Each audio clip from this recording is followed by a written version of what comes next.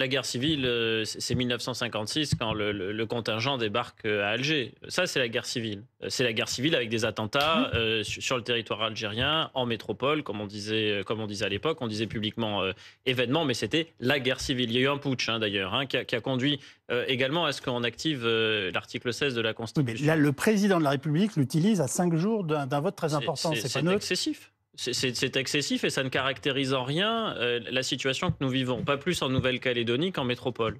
Et il n'y a pas de guerre civile, nulle part. Il n'y en avait pas au moment des Gilets jaunes, il n'y en a pas plus, aujourd'hui. La guerre civile, c'est quand on s'entretue dans la rue, par dizaines, par centaines, par milliers, armés. C'est la guerre d'Espagne, la guerre civile. Voilà, entre 1936 et 1939, vous avez une guerre civile. On n'en est pas là, fort heureusement. Et on a une administration qui tient, une police et une gendarmerie qui, à ma connaissance, tiennent la rue. Et personne n'est en train de s'entretuer. Le 15 juin dernier, il y a eu une grande manifestation qui s'est d'ailleurs déroulée dans un calme tout à fait relatif. Guillaume Fard, est-ce juste un sentiment que nous livre le ministre de l'Intérieur, où on a des éléments concrets qui laissent penser au fait qu'il pourrait y avoir, que ça puisse dégénérer les 1er et 8 juillet?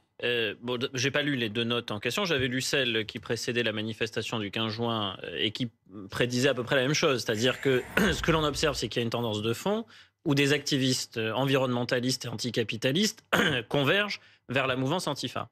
Ça, c'est ce que disent les services de renseignement. Maintenant, est-ce qu'ils vont vouloir passer à l'acte? C'était prédit pour le 15 juin, ça ne s'est pas produit. Donc ça reste une science très inexacte et très incertaine dans ses prédictions.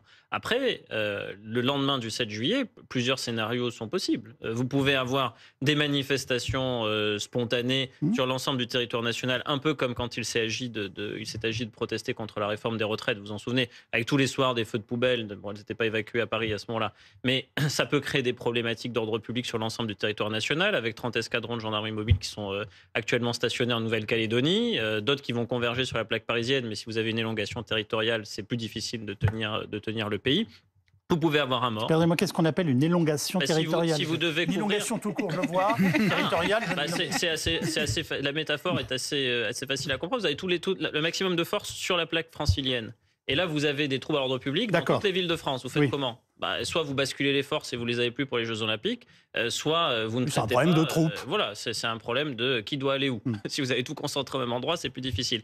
Mais se pose aussi une question qui est pas neutre, c'est selon qui sera en responsabilité place Beauvau le 8 juillet et les jours d'après, quelles seront les consignes qui seront données en termes de doctrine de maintien de l'ordre? Qu'est-ce qui se passe si vous avez un mort pendant ces manifestations? Est-ce qu'on repart pour des semaines et des semaines avec de la violence et parfois de la violence extrême? En réalité, on n'en sait strictement rien. C'est très difficile à prédire. C'est un risque. Et c'est un risque d'autant plus fort que le 8 juillet, on sera à 2 semaines et demie de la cérémonie d'ouverture des Jeux Olympiques. Donc le contexte n'est pas le meilleur. Et quant aux forces de l'ordre, évidemment, il y a un événement majeur que sont les Jeux Olympiques. Et par ailleurs, il y a des risques de troubles à l'ordre public.